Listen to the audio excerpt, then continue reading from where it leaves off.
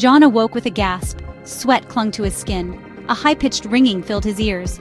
His vision swam with static. He struggled to sit up, heart pounding against his ribs. The sterile white room offered no comfort. He was alone. Again. The ringing subsided, replaced by an unsettling silence. John rubbed his eyes, trying to ground himself. This had become a nightly ritual, this terrifying plunge into the unknown. Every time he thought he was free, the static would return, dragging him back into the abyss. Morning brought a fragile sense of normalcy. The sun's first light filtered through the blinds, casting long, eerie shadows across the room. It was a new day, but the air felt heavy, as if the world was holding its breath, waiting for something to happen. John went through the motions, his reflection in the mirror a stranger staring back. His eyes, once full of life, now seemed hollow, as if the person he used to be had vanished overnight. The distorted reflection only added to his growing sense of unease. The world outside his apartment mirrored his unease. The streets, usually bustling with life, were now eerily quiet. Shadows seemed to linger longer than they should, and the usual morning hustle was replaced by an unsettling stillness. The city was familiar, yet something felt off. Buildings stood tall and unchanged, but there was an underlying tension in the air. It was as if the city itself was aware of the anomaly, reacting to it in subtle, almost imperceptible ways. It was like looking at a photorealistic painting, the details perfect, the emotions absent. Every brick, every window, every streetlight was in its place, yet the soul of the city seemed to have been stripped away, leaving behind a hollow shell. People moved with a robotic precision, their faces blank, their eyes vacant. They walked in perfect synchrony, as if controlled by an unseen force, their movements devoid of any human spontaneity or emotion. Their conversations were a jumble of meaningless phrases, their laughter devoid of mirth. It was as if they were going through the motions of social interaction without any real connection or understanding, their words empty and hollow. John felt a chill crawl down his spine. This wasn't right. This wasn't real. The world around him had become a twisted reflection of reality, a place where everything looked the same but felt profoundly different. He knew he had to find out what was happening, to uncover the truth behind this unsettling transformation.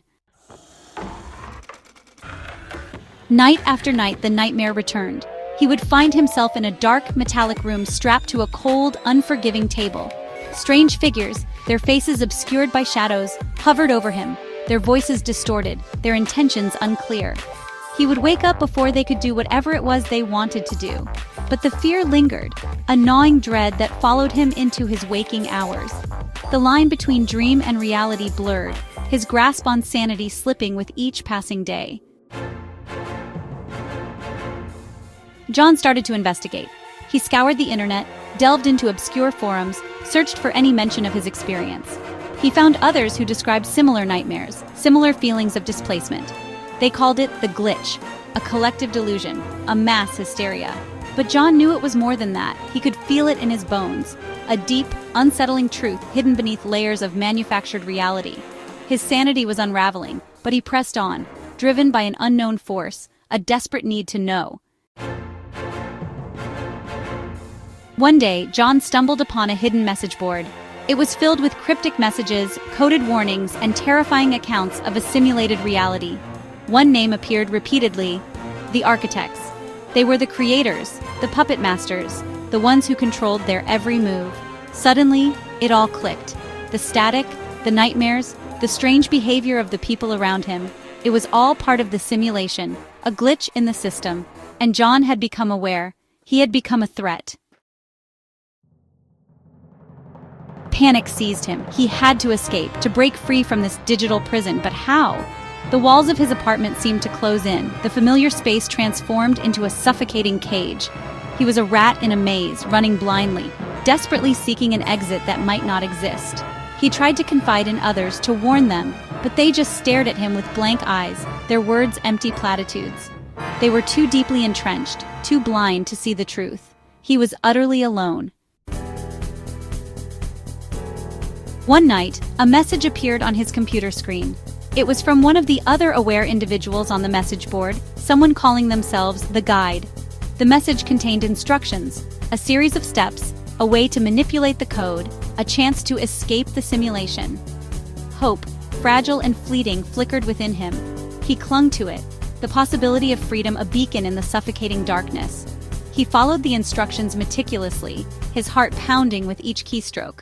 This was his only shot. The world around him flickered, the edges of reality dissolving like pixels on a screen. It was as if the very fabric of his existence was being torn apart, thread by thread. He could feel the digital decay creeping in, a cold, unfeeling force that threatened to consume him entirely. The sensation was disorienting, like being trapped in a nightmare where nothing made sense. He tried to focus, to ground himself, but the more he struggled, the more fragmented his surroundings became. It was a losing battle, and he knew it. He felt a sharp pain in his head, a searing white light engulfing him. Then, silence. The pain was unlike anything he had ever experienced, a relentless, pounding agony that seemed to echo through his very soul. The light was blinding, all-consuming, and for a moment, he thought it might be the end. But then, just as suddenly as it had begun, it was over. The silence that followed was deafening, a stark contrast to the chaos that had preceded it. When he opened his eyes, he was lying on a cold, hard floor. The surface beneath him was unforgiving, a stark reminder of the reality he had been thrust into. He could feel the chill seeping into his bones, a cold that seemed to reach down to his very core. He was surrounded by machines, wires snaking across the floor like venomous serpents. The room was filled with the hum of machinery, a constant droning noise that seemed to vibrate through the air. He was in a sterile white room, but this time it felt different. Real. The walls were stark and unyielding, the harsh lighting casting long, eerie shadows that seemed to dance and flicker at the edges of his vision. He could feel the cold, hard floor beneath him, smell the metallic tang in the air. He was free. The realization hit him like a tidal wave, a rush of emotions that left him breathless and overwhelmed. He took a deep breath, savoring the sensation of air filling his lungs. It was a simple thing, something he had taken for granted. But in that moment, it felt like the most precious gift in the world. He looked around the room, taking in every detail. The machines, the wires, the cold, hard floor. It was all real, all tangible, and for the first time in what felt like an eternity, he felt a glimmer of hope. He could feel the cold, hard floor beneath him, smell the metallic tang in the air. He was free. The realization hit him like a tidal wave, a rush of emotions that left him breathless and overwhelmed. He took a deep breath, savoring the sensation of air filling his lungs. It was a simple thing, something he had taken for granted, but in that moment it felt like the most precious gift in the world. He was free. A figure stepped out of the shadows. The air was thick with tension, the kind that makes your skin prickle and your heart race. The dim light barely illuminated the surroundings, casting eerie shadows that danced on the walls. The figure moved slowly, deliberately, as if each step was a struggle against an unseen force. It was a woman, her face etched with concern. Her eyes darted around, scanning the room as if searching for something or someone. She seemed to carry the weight of the world on her shoulders, her expression a mix of worry and determination. Her presence was both comforting and unsettling, a paradox that only added to the surreal atmosphere. "We were worried," she said, her voice filled with relief. The words seemed to hang in the air, heavy with unspoken fears. "The simulation malfunctioned. You were trapped inside." Her voice wavered slightly, betraying the emotional turmoil she was trying to keep at bay. The revelation hit like a punch to the gut, the reality of the situation sinking in. "But we pulled you out. You're safe now." She reached out, her hand trembling slightly as she tried to offer comfort. The words were meant to be reassuring, but they felt hollow, like an echo in a vast, empty chamber.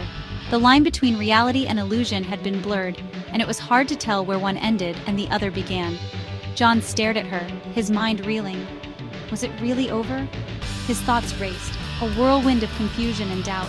The room seemed to close in on him, the walls pressing down as if trying to suffocate him. He struggled to make sense of it all, to find a thread of logic in the chaos that surrounded him. Or was this just another layer of the simulation? Another cruel trick designed to keep him trapped? The question gnawed at him, a persistent itch that he couldn't scratch. Every detail, every sensation felt hyper-real, yet there was an underlying sense of wrongness that he couldn't shake. It was as if he was caught in a web, each strand pulling him deeper into the abyss. He didn't know what to believe. The line between truth and deception had become a tangled mess, impossible to unravel. His mind was a battlefield, each thought a soldier fighting for dominance. Doubt and fear were his constant companions, whispering insidious thoughts that eroded his sense of reality.